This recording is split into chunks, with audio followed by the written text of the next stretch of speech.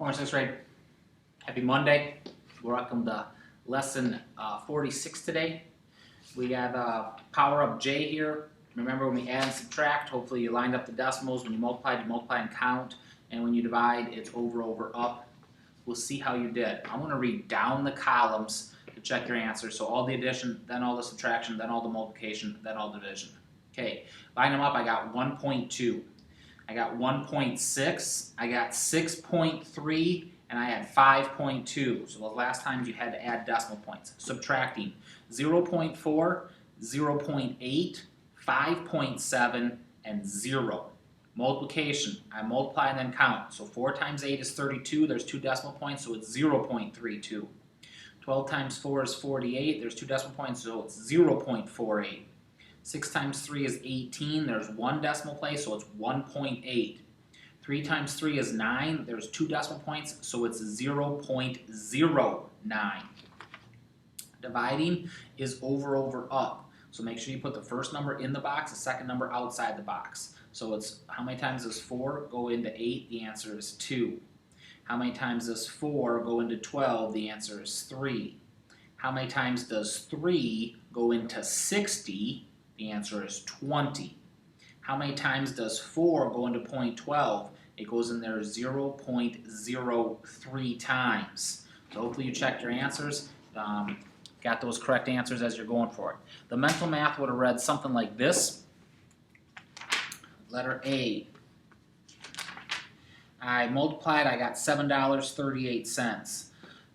Exponent of 2, that's left twice, so it's 0.036. Said correctly, 36 thousandths. I reduced 4/8 to 1/2, so A has to be 10. 10/20 reduces to 1/2. Estimate 5 times 2 is 10. Square root of 16 is 4. 2 cubed is 8. 4 plus 8 is 12. Divide by 10 gives you 8 times the 9 gives you 72.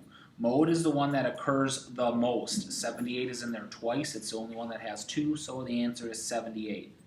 Start with the number of vertices in a quadrilateral. Quadrilateral has 4. Add the number of years in a decade. That's 10 plus 4 is 14. Subtract half a dozen, which is 6. You're down to 8. Then multiply that by the number of feet in the yard. That's 3 times 8 is 24. It says white and black marbles are placed in the 4 boxes as shown. From which box is the probability of choosing a black marble the greatest? So guys, I just put my 4 boxes and I wrote down the probability of black over total. So the first one is 3/5, the next one is 2/5, the next one is 5/10, the last one is 4/7. So I looked at this and said more than a half, less than a half, you're done. A half, you're done, and this one is also a half. So I have to decide what's bigger, 3/5 or 4/7. To do that, guys, I just found common denominators. So I took 3/5 times 7 over 7 and got 21 over 35. I took 4/7 and multiplied it by 5 over 5, and I got 20 over 35. What's bigger, 20 or 21? 21's bigger. So which do I have the greatest chance with? The 3/5. So I just found common denominators. The other way you could have done that is division, top in, bottom out. And you would have seen that 3/5 is 0.6. And as soon as I divided the 7 into 40, it's only going to go in there 5 times. So I know it's 50-some%. And so I could have done it that way. Either way, you got an answer. All right, guys, we're cruising on today with rates. And we're going to get a ton of problems with rates. Rates has a lot of division and multiplication problems, but you're going to see how they're going to add and make a few more steps to that. Okay, first of all, let's get going. A rate is a ratio of 2 measures. So if you have your yellow math folder that you've been filling out to use as a resource, guys, you're filling in that blank. It's a ratio of 2 different measures. Okay, consider the following example of rates. Can you identify the 2 measures in the example? The rate of speed is 65 miles per hour, 25 miles per gallon, and $10 per hour. The word per in each rate implies division. It means in each or for each. To show this relationship more clearly, we can write each rate as a fraction using 1 as a unit for the denominator. So I'm going 65 miles, the division bar means per 1 hour. 25 miles per 1 gallon, $12 per 1 hour, okay? We usually don't write it as fractions like that, guys, but they're showing you the math behind it. Notice that a rate of speed is the distance traveled divided by the elapsed time. So they give you a couple formulas today, guys, and then we're going to use those formulas. Rate is distance divided by time. As letters, R equals D divided by T. Let's put it into practice. Arnold drove 390 miles from Los Angeles to Sacramento in 6 hours. What was his average rate of speed? So I got 390 total miles. I'm dividing it by the time, and I just do the division. Goes in there 6 is 36, subtract 3, add a 0, goes in there 5. His rate is he is going 65 what? Miles per every 1 hour. And so I have a label in these word problems. Number 2, on that 390-mile trip, Arnold's car used 15 miles of gas. What was his average miles per gas? 390 again. This time I'm going to divide by 15. Goes in there 2. That's 30. Subtract 9. Break down to 0. Goes in there 6. That's 90. Done. 90 miles per gallon. MPGs. You hear that all the time on car commercials, guys. 40 MPG in the highway. Okay, so we want a car. 26 is not bad gas mileage. Better than your big trucks. Number 3, Jared paid $480 for 30 hours of work. What was Jared's hourly rate of pay? So I got 30 into 480, guys. I'm going to make it easy by chopping off the zeros because there's one on the outside and one on the inside. They're gone. 3 goes into 14 once. It's a 3. Bring down a 1. 8. 3 goes into 18 6 times. Jared makes 16 bucks an hour. It's a good paying job. You want to hang on to that one. On the bottom of 3, it says, what's a unit price? A unit price is the cost for a single unit of a product. It is a ratio of price to quantity that is often posted in supermarkets to help customers identify the better buy. One of many ways to express unit price is cents per ounce. Guys, this is actually a law in major supermarkets. So when you're looking at a supermarket, you'll see this price tag, and it'll go something like this. Hey, it costs $4.99, and you'll see that on the price tag, nice and big. And then down here, it'll say this, 3.7 cents. That tells you I'm paying 3.7 cents per ounce. And then, then the next thing comes along and says, it's only $2.99. Well, this is a 24-pack of soda. This is a 12-pack of soda. And down here, this will say 4.8 cents. That means when you get it down to actual, what does it cost per ounce, this is a better deal. I know it's more money, but you get more product. And so lots of times supermarkets, guys, they know how to, people don't look and take the time, so they'll put something on sale, and a 12-pack will go on sale for only $2.50. You're like, it's on sale, I gotta buy it. And that'll still be a worse deal than the 24-pack kind of thing.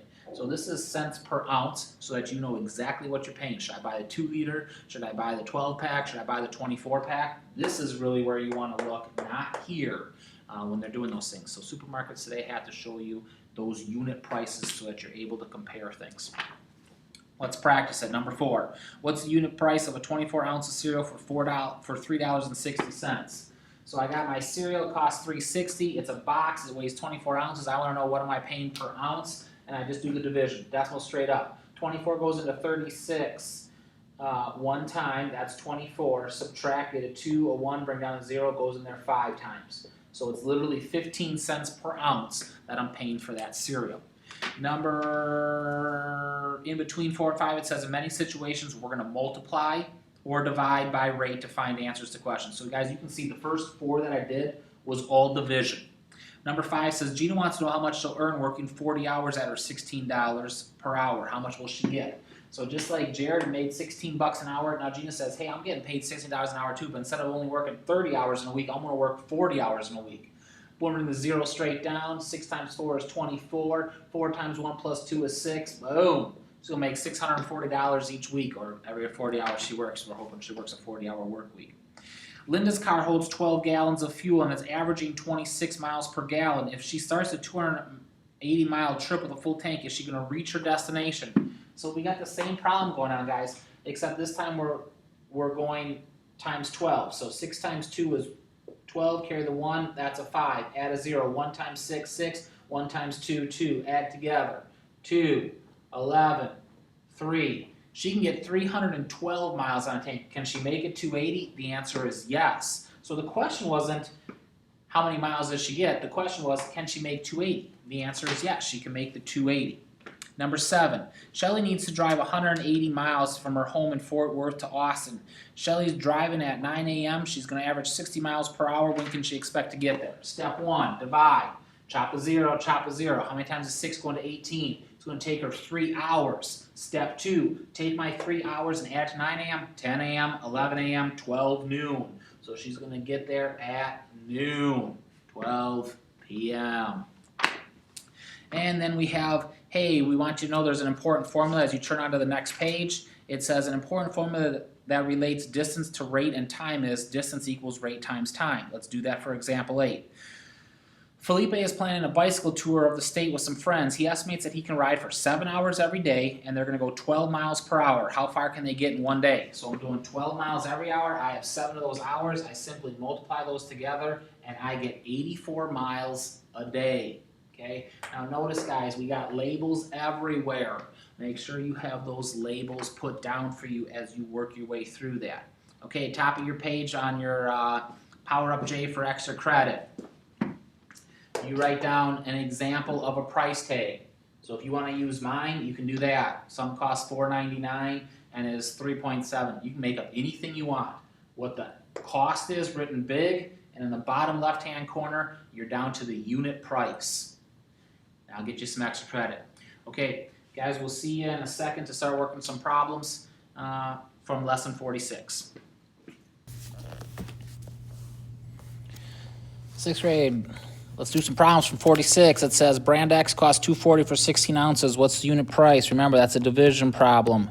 So I got my total cost divided by my total ounces. Decimal point goes straight up. 16 goes into 24 one time. That's 16. Subtract after I borrow is 8. Goes in there 5 times. That's an 80. So I have a dollar sign up here. My answer is 15 cents per ounce. Number 2, Germany's Autobahn is the world's second largest superhighway system. Cars travel 702 kilometers on the Autobahn in 6 hours. How fast is the car going? Woo, 702 divided by 6, it's going 1, that's a 6. Bring down a 0, goes 1, that's a 6. It's a 42, is a 7. They're going 117 kilometers per hour. Okay, guys, if you would take that and take that times 0.6. That's how you convert to miles. So don't get hung up, guys. That's 65 miles per hour-ish. It's what we do on our superhighway as well. But it sounds really cool. The Autobahn doesn't really have a speed limit. They let you drive as fast as you want. So a lot of people take their sports cars over there and drive like maniacs. There, now you know. Number 5. 2 and 3/100ths. 2 and 3/100ths is how much less than 3 and 2/10ths. Okay, so I wrote my answers. I'm subtracting because I'm trying to figure out the difference. Cross it, boom. Goes in there 7, 1, decimal 1. Now it said write that answer in numbers. Everything before the decimal, 1. Decimal point gets the word and. This number then is 17. And then I got to find place value. That's hundredths place value. Ends in THS. Okay, so make sure you can practice writing those numbers and then switching them to words. Number 6, a math book is 1.5 inches thick. How many math books would fit on a shelf 2 feet long? Now, guys, notice the first one is inches, the second one is feet. They got to be the same. So I take 12 times 2 to switch my inches to feet. That's 24. Now I'm going to divide it by 1.5. If you want to do it inside the box, guys, you're going to have to make it a decimal answer. So I switch it to 1.5. Over. 15 goes into 24 one time. That's a 15. Subtract is a 9. Bring down goes in there 16 6 times. That's a 0. My answer is 16 books. Your other choice, guys, is you could have made them improper. You could have taken 24 and divided by 3/2, and then stay changed, flipped it, if you wanted to work with fractions instead. Jumping down to number 10, it says write that as a fraction. So guys, I have 0.080. I'm going to cross that out. 1, 2 looks like this, 8/100ths. Then I have to reduce that by dividing by 4. 8 divided by 4 is 2. 100 divided by 4 is 25. Hopefully that's memorized that you divide by 4. Write 37.5% as a decimal. Number 1, I have 37.5. Oops. A half is that 5. So I have 37.5%. Percent to decimal means left twice. So once, twice. That equals 0.375 as a decimal.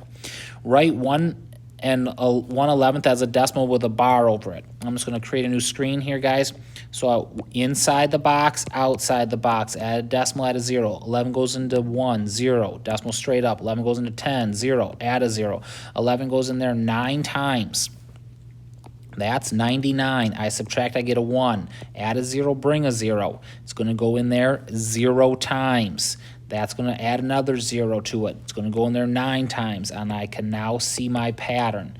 So written the correct way is 0.09 with a bar over the 0 and the 9, because that's what's repeating in order. Awesome. Turning the page in your math book. Number 12, it says the coordinates of 3 vertices of a triangle are 4, 0. 4, 1, 2, 3, 4, go up nowhere. Next one is 5, 3. 1, 2, 3, 4, 5, up 1, 2, 3, 5, 3. Last one is 0, 0. So I have a triangle that looks like this. And you're going, man, it's not a right triangle. How am I going to figure it out? Well, I need to find the height of it, guys. So the height is from 0 up to 3. Then I need to find the length of it. That's from 0 to 1, 2, 3, 4. There's 4 of those, from 0 to 4. So my triangle is 3 times 4 is 12, divided by 2 is 6 square units. Okay, 6. Notice that they didn't give you a right triangle now. They're giving you obtuse triangles, acute triangles. You need to get vertical height times horizontal, base times height, to be able to do those. Number 14, what is the average of the first 5 prime numbers? So 2, 3, 5, 7, 11. To find the average, I add them all up and divide by the number of numbers. 5, 10, 17, 28.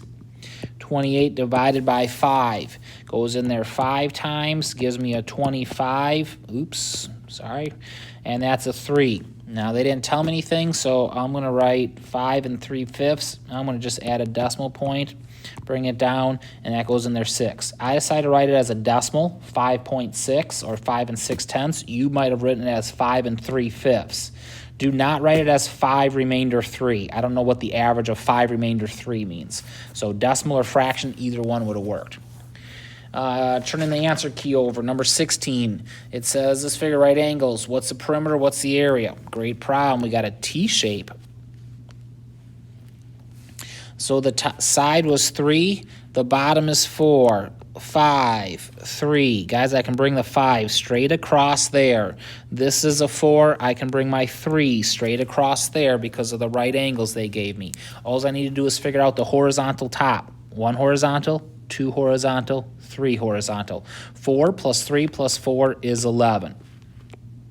Okay, now to get the perimeter, which was the answer for A, I'm just going to add. So I'm going to start here, 3, 7, 12, 15, 20, 24, 27, 38.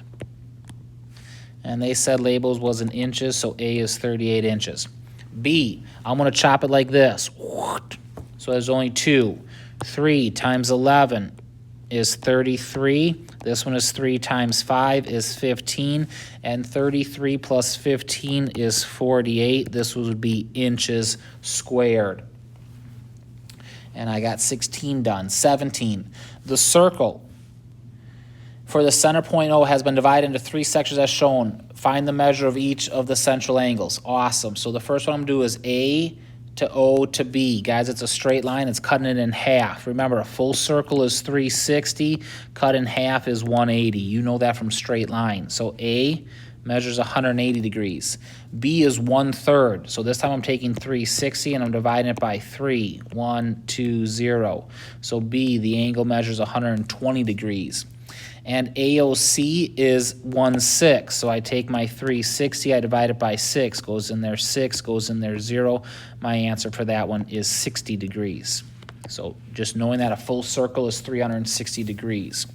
Number 20, missing the second in subtraction. I still subtract. Line up my decimal points, 3.5. 22. It says estimate to the nearest whole number and then do the actual math. So the first thing I want to estimate, 1 and 11/18 is 2. 2 and 11/24 is also going to round down to 2, so my estimate is 4. Now I'm supposed to do the actual math. So I have 1 and 11/18. I have 2 and 11/24. I need to find common denominators between 18 and 24. The common denominator is 72. This is going to be times 4 over 4. That's going to be 44. This is going to be times 3 over 3. That's going to be 33. 44 and 33 is 77 over 72. That goes in there one time, and I have subtracting 5 left over. 1 plus 1 plus 2 gives me 4. So the actual answer is 4 and 5/72. What an awesome problem. 26. I have parentheses, which means do it first. So I have 5.2 minus 0.57. Add a 0, start the math, cross it, bring it to 10. 10 minus 7 is 3. Cross it out, make it an 11. 11 minus 5 is 6.4. Now I'm going to take that, I'm going to add 3.45 plus 6.00 plus my answer of 4.63. 5 and 3 is 8, 6 and 4 is 10, carry the 1. 1 and 3 is 4, plus 6 is 10, plus 4 is 14. Decimal point straight down, and I got an answer of 14 and 8/100. 27, first number in the box, second number outside the box. Over, over, over. 3 on the outside, 3 on the inside, which means I need to add 2 zeros, and my decimal point goes up here. 16 goes into 24 once, that's 16. I subtract, I get an 8. 16 goes into 80 5 times, that's 80. Subtract 0. 16 goes into this 0 0 times, guys. Your answer is 150, not 15. Make sure you get that last division. And last, number 30. It says the measure of ACB is 45 degrees. So I'm going to draw that parallelogram that they were using. And they chopped it like this, and that's not drawn very good. They had A here, they had B here, and they had C here and D here. Okay, it says the measure of A to C to B. This is a 45-degree angle. The measure of A to D to C is 60 degrees. Find the measure of angle B. So I want this measure over here, guys. Parallelograms, those are obviously the same. So the measure of angle B is also 60 degrees. This guy down here is 60. The next one they asked me is CAB. This is inside a triangle. Step 1, add the 2. 60 plus 45 gives me 105. Triangles add up to 180, so I subtract 180 from it. And I get a 5 and a 7. So letter B equals 75 degrees. Next one they asked me is C to A to D. CAD. Okay, guys, opposite interiors says those are angle equal, so you could go to 45 degrees there, or you could have done some math to get there, but I know the opposite sides are also there because this one was 75 in here. You could have said this one had to be 75 down there. They have to be the same numbers, guys, because they're inside